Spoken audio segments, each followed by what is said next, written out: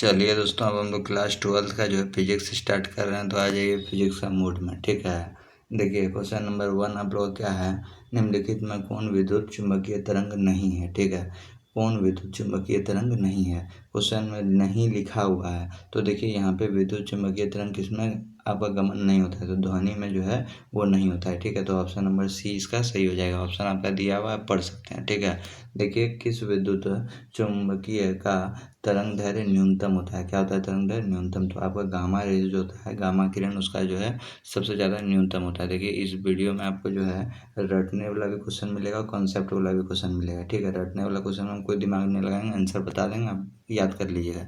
और जो भी आपका कॉन्सेप्ट वाइज क्वेश्चन होगा उसको आपको हम जरूर बताएंगे। ठीक है, देखिए तीसरा नंबर क्वेश्चन क्या बोल रहा है, कांच से हवा में प्रवेश करते समय किस प्रकार का क्रांतिक कोण सबसे कम होता है ना, किस प्रकार का क्रांतिक कोण सबसे जो है कम होता है, तो किसका होता है, ये आपका बैगनी रंग के लिए होता है। समझ में आया क्या नहीं। देखिए नेक्स्ट क्वेश्चन आपका क्वेश्चन नंबर 4 है। क्वेश्चन नंबर 4 क्या बोल रहा है, म्यू जीरो और एप्सिलॉन नॉट आपका जीरो जब होगा तो वो आपका पावर में 1/2 नेगेटिव का मान क्या होता है। ठीक है, तो इसका मान आपका होता है 3 गुना 10 के पावर 8 सेंटीमीटर पर सेकंड होता है। ठीक है, देखिए ये आपको याद करने वाला क्वेश्चन, याद कीजिएगा। विद्युत चुम्बकीय तरंगों की प्रकृति कैसी होती है, तो इसकी प्रकृति याद रखिएगा, अनुप्रस्थ होता है। ठीक है, इसमें बताने वाला कुछ है ही नहीं। देखिए क्वेश्चन नंबर 6 है, निम्नलिखित में कौन सा एक संघात्रित द्वारा अवरुद्ध है, तो कौन होगा संघात्रित द्वारा अवरुद्ध, डीसी। ठीक है, चलिए यहाँ पे 7 नंबर क्वेश्चन देखिए। और 7 नंबर क्वेश्चन बहुत ज़्यादा इंपॉर्टेंट है दोस्तों, आपका बोर्ड एग्जाम में पूछा जाता है। जितना क्वेश्चन बता रहे हैं सब इंपॉर्टेंट है, सब पूछा गया क्वेश्चन है।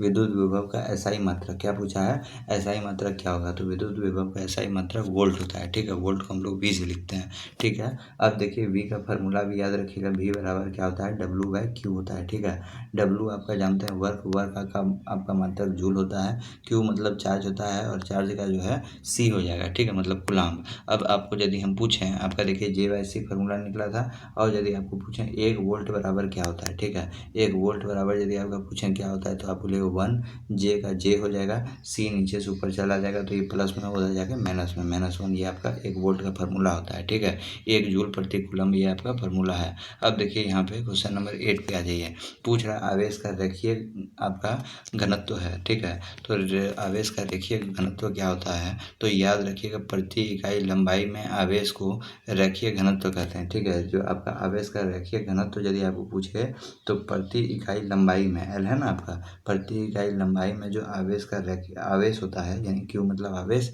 इसे को हम लोग रेखीय घनत्व कहते हैं। ठीक है, देखिए इसका फार्मूला होता है आप लोग का, इसका फार्मूला आपका होता है Q/L। ठीक है, इसका फार्मूला आपका क्या होगा, Q/L होगा। ठीक है, लैम्डा बराबर Q/L।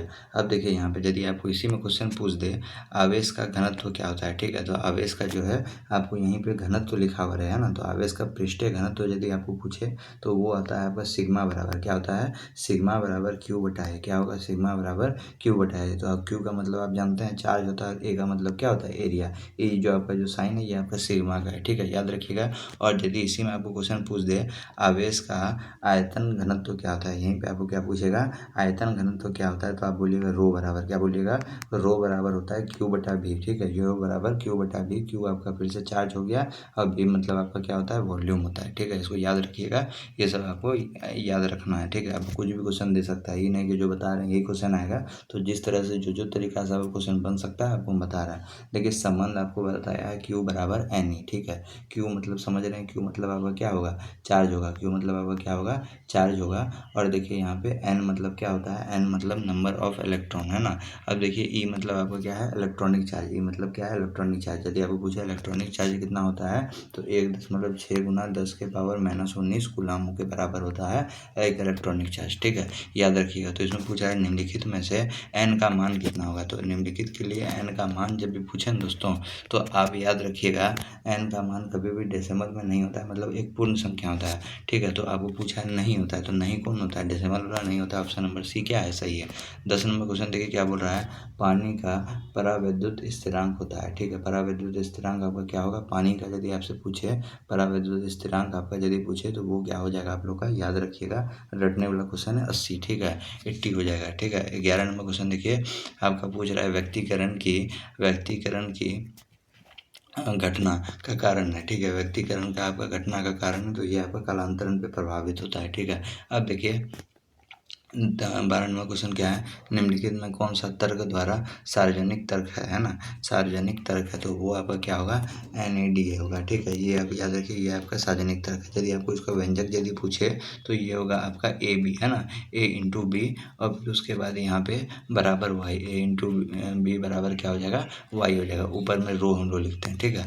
अब देखिए यहाँ पे आपका 13 नंबर क्वेश्चन क्या बोल रहा है कि आपका जो है ट्रांजिस्टर के ट्रांजिस्टर के प्रवर्धन की इकाई होती है ना। प्रवर्धन का जब भी आपको इकाई पूछे तो ये आपका मात्रक विहीन होता है, मतलब कोई भी इकाई इसमें नहीं होता है, तो कुछ नहीं है आपका हो जाएगा, मात्रक विहीन भी लिख सकते हैं। 14 नंबर क्वेश्चन देखिए क्या बोल रहा है कि विभव मापी से मुख्यतः क्या मापा जाता है, तो विभव मापी से क्या मापा जाएगा, एकदम आसान क्वेश्चन, विभवांतर ही मापा जाएगा, ठीक है। देखिए बच्चा वाला क्वेश्चन पूछता है। देखिए 15 नंबर क्वेश्चन क्या पूछ रहा है, एक गोलीय दर्पण को पानी में डुबा दिया जाता है तो उसका फोकस दूरी क्या रहेगा, तो उसका फोकस दूरी जितना होगा उतना ही रहेगा, मतलब समान होगा, ठीक है।